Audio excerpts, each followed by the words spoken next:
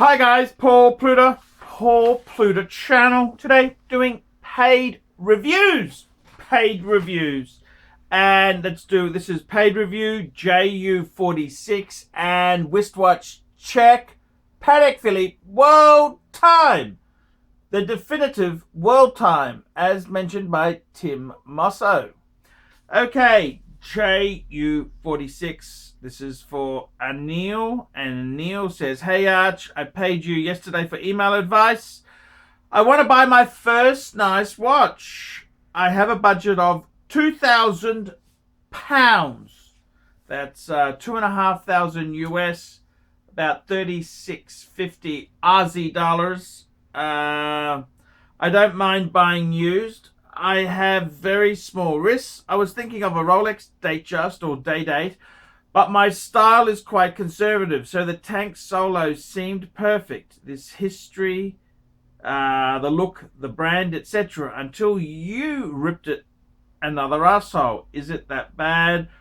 What else is there like that? Thanks, Anil." Okay, thank you so much. Well, Anil, it's not a lot of money. 2,000 British pounds. Ooh, we're kind of in a bit of a no-go zone. No-go zone, because we can go cheap and cheerful or put a bit more in and we can get something really, really quite nice. Look, there are some relative bargains in that space there.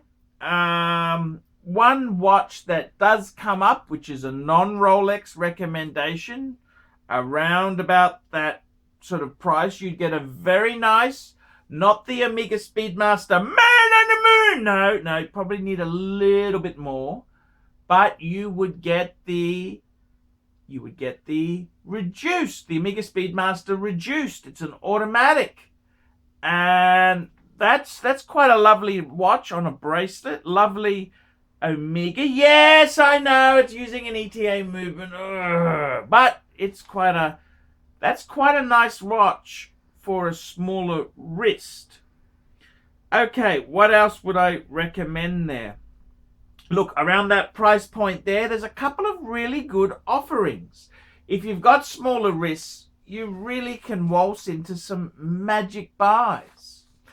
I would say there's a Rolex, bit of a sleeper. It's called the 6694. That's the Rolex 6694. It's an Oyster Date.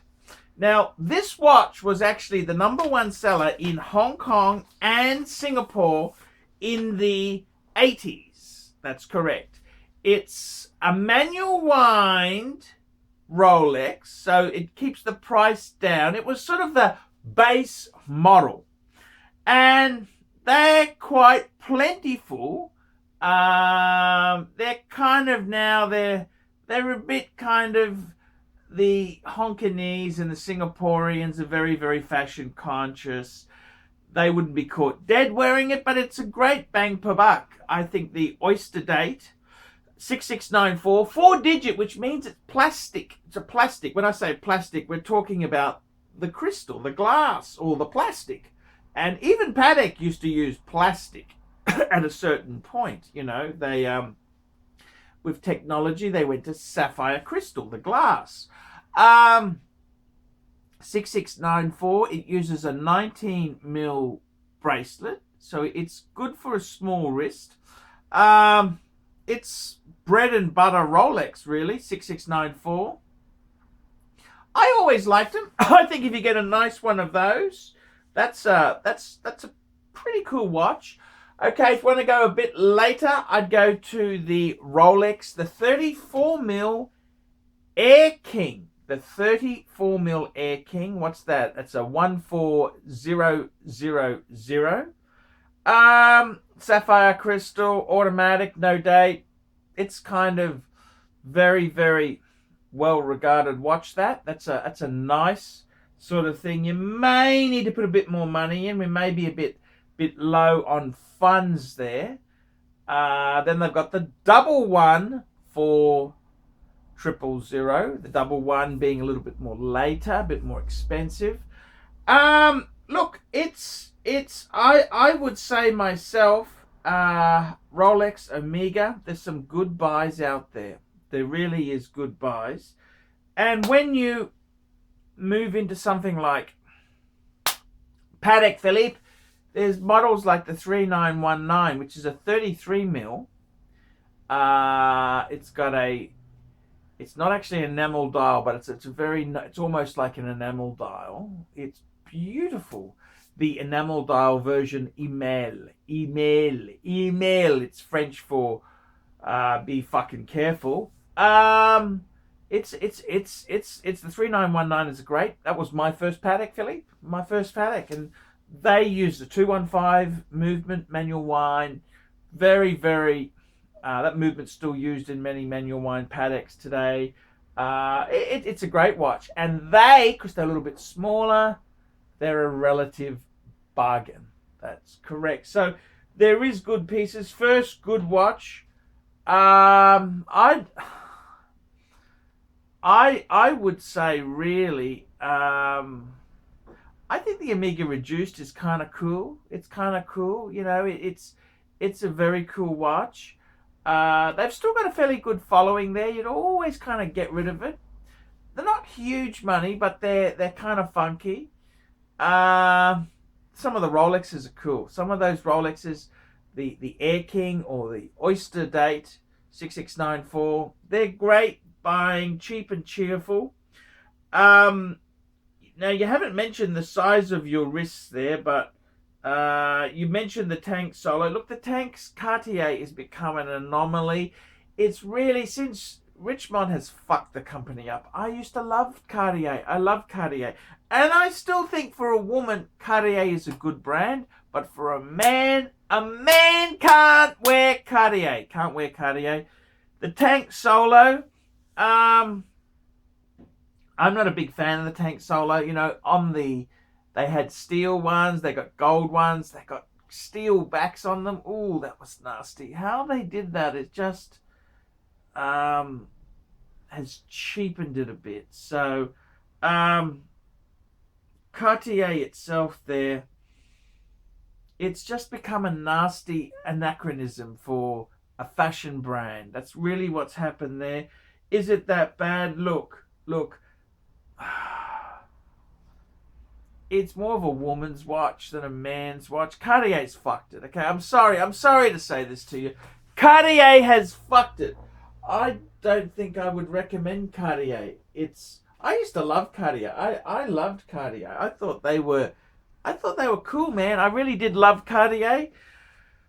But they've really fucked it. If you're going to get a Cartier, what I would do is get in touch with Vintage Watch Dealer and get a 90s Cartier Santos automatic.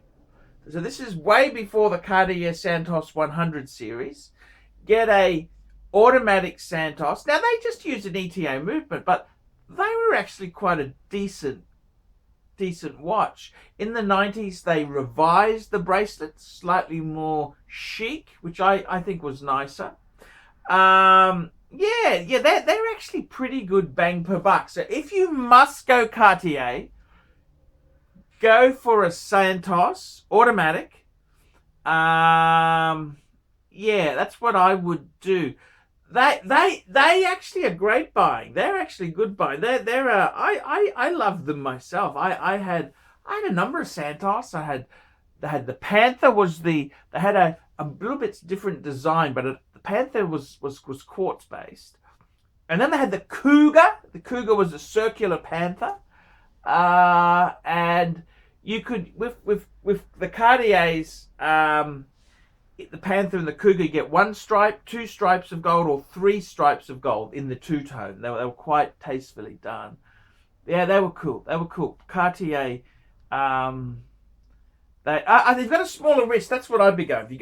I wouldn't be buying a modern Cartier. I would be buying a automatic Santos. Now remember, they aren't really waterproof. They don't have a screw-in crown. They don't have that oyster sort of case. They may look waterproof, but it's not. Believe you me, it's not. Just be careful with them. You want to make sure you get a good one that isn't fucked. But they're actually pretty cool watches. I I must say, the Santos is a very cool watch. Yeah.